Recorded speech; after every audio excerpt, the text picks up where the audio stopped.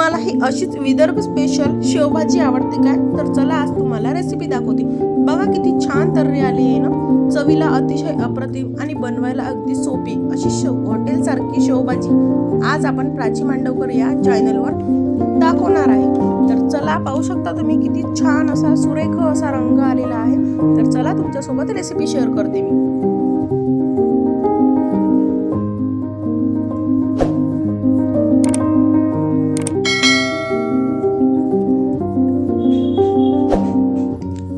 त्या अगोदर मी इकडे 4 कांदे घेतलेले आहे आणि 3 छोटे खोबरं घेतलेले आहे तुकडे। तर पाहू शकता आता याला कट करून घेणार आहोत। तर पाहू शकता इकडे कट करून तयार आहे आपले कांदे खोबरं आणि इकडे मी तेजपान घेतलेलं आहे एक छोटं। पाहू शकता आपण तेजपान सुद्धा घेतलेलं आहे। त्याच्यानंतर इकडे 10 ते 12 लसूण पाकळ्या सुद्धा घेतलेले आहे आणि याला भाजून घेणार आहोत। पाहू शकता इकडे आपण मसाला भाजून घेतलेला आहे।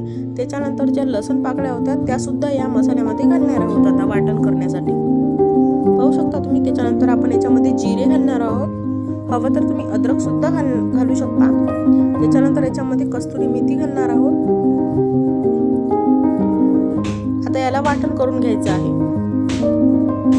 त्या अगोदर इकडे कोथिंबीर सुद्धा घालणार आहोत मसाल्यामध्ये, मी विसरली होती, आणि 2 छोटे टोमॅटोचे तुकडे घालणार आहोत। तर पाहू शकता तुम्ही आता याचं वाटण करून घेणार आहोत। तर चला वाटण झालं आहे। आता कढईमध्ये तेल तापवायला ठेवलं आहे। तेल तापलं की लगेच जिरं घालणार आहोत। जिरं तडतडलं की लगेच मसाला घालणार आहोत। अशा प्रकारे मसाला वाटण तयार आहे। पाहू शकता तुम्ही आता वाटण मिक्स करून घ्यायचं आहे, पूर्ण एकजीव करून घ्यायचं आहे, छान फ्राय होऊ द्यायचं आहे तेलामध्ये। त्याच्यानंतर आपण चवीनुसार तिखट घालणार आहोत, तुम्ही तुमच्या क्वांटिटीनुसार घेऊ शकता। त्याच्यानंतर अर्धा चम्मच हळद घालणार आहोत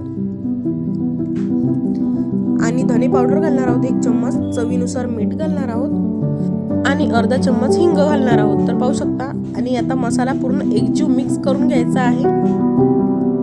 अशा प्रकारे पूर्ण छान मिक्स करून घ्यायचा आहे, जेणेकरून तो मसाला पूर्णपणे मिक्स होणार। आता त्याच मसाल्याच्या पॉटमध्ये आपण पाणी घालून एकदा टाकायचं आहे, जेणेकरून तो मसाला जळणार नाही किंवा चिकटणार नाही, आणि छान फ्राय करून घ्यायचा आहे, एकजीव करून घ्यायचा आहे आणि याला 5 मिनिटं तेल सुटेपर्यंत असंच होऊ द्यायचं आहे। त्या अगोदर 1 चम्मच मी गरम मसाला घेतलेला आहे आणि तो मसाला टाकलेला आहे, पाहू शकता तुम्ही। त्याच्यानंतर एकदा पूर्ण मिक्स करून घ्यायचं आहे अशा प्रकारे, आणि पुन्हा आता तेल सुटलेलं आहे तर पाणी घालणार आहोत आपण। तुम्ही तुमच्या क्वांटिटीनुसार घट्ट किंवा पातळ पाणी घालू शकता, म्हणजे तुम्हाला जेवढं लागते तेवढं घेऊ शकता। आणि आता पाणी घातल्यानंतर पूर्ण एकदा मिक्स करून घेणार आहोत आपण। पाहू शकता तुम्ही मी अशा प्रकारे रस्सा ठेवलेला आहे, ना जास्त घट्ट ना जास्त पातळ। तर पाहू शकता तुम्ही तुमच्या क्वांटिटीनुसार घेऊ शकता। त्याच्यानंतर इकडे मी बारीक चिरलेली कोथिंबीर सुद्धा घेतलेली आहे, पाहू शकता तुम्ही। आता ही कोथिंबीर आपण भाजीमध्ये घालणार आहोत। तर चला, तर पाहू शकता इकडे आपण कोथिंबीर घालणार आहोत आपण, आणि एकदा पूर्ण मिक्स करून घ्यायचं आहे। कोथिंबीर घातल्यानंतर हे पहा, पाहू शकता तुम्ही किती छान तर्री आलेली आहे आपल्या भाजीला। तुमच्याही भाजीला अशीच छान तर्री येणार आहे, पाहू शकता तुम्ही। हे पहा किती छान तर्री आलेली आहे आणि उकळ सुद्धा आलेली आहे, तुम्हाला दाखवते मी। हे पहा अशा प्रकारे आपल्या भाजीला तर्री आलेली आहे, खूपच छान अशी लागते, एकदा तुम्ही नक्की ट्राय करा। त्याच्यानंतर आपली भाजी तयार आहे। तर चला आता सर्व करून दाखवते। तर पाहू शकता अशा प्रकारे आपल्या भाजीला तर्री आलेली आहे आणि वरून शेव घातलेले आहे, पाहू शकता तुम्ही। त्याच्यानंतर वरून कोथिंबीर घालणार आहोत आपण, पाहू शकता। अशा प्रकारे आपली भाजी तयार आहे।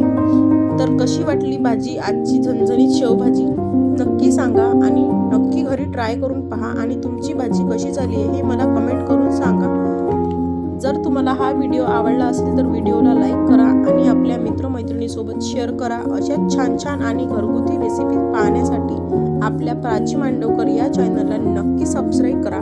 पुन्हा भेटूया एका नवीन रेसिपीसह, तोपर्यंत मस्त खा आणि स्वस्त राहा, आणि धन्यवाद। भेटूया आपण नेक्स्ट व्हिडिओमध्ये। तोपर्यंत तुम्ही माझ्या चॅनलला जर सबस्क्राईब केलं नसेल तर सबस्क्राईब करा, लाईक करा, शेअर करा, आणि ज्यांना शेवभाजी आवडते त्यांच्यापर्यंत हा व्हिडिओ तुम्ही तुम्ही शेअर करा. भेटूया आपण नेक्स्ट व्हिडिओमध्ये.